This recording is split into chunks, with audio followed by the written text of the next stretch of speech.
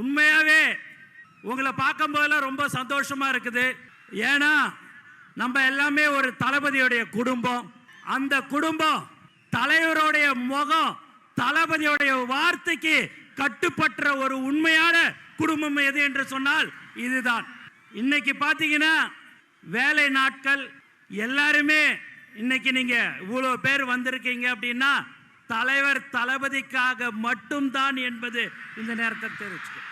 தமிழக வெற்றி கழகத்தின் தலைவர் தளபதி அவர்கள் தமிழ்நாட்டின் முதலமைச்சராக 2026 கண்டிப்பாக அந்த இடத்தை கண்டிப்பாக வருவார்.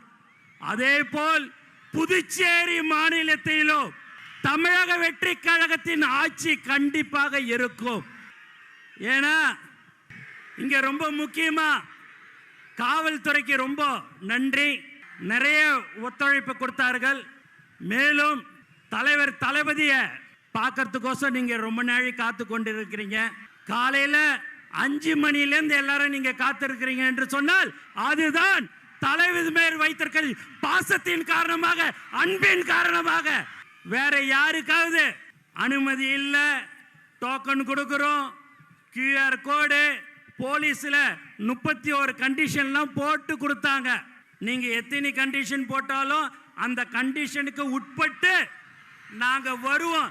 என் தலைவனை பார்க்க வருவோம் சொல்ற ஒவ்வொரு தோழருக்கும் இந்த நேரத்தில் நான் நன்றி தெரிவிச்சுக்கினே இருக்கிறேன்.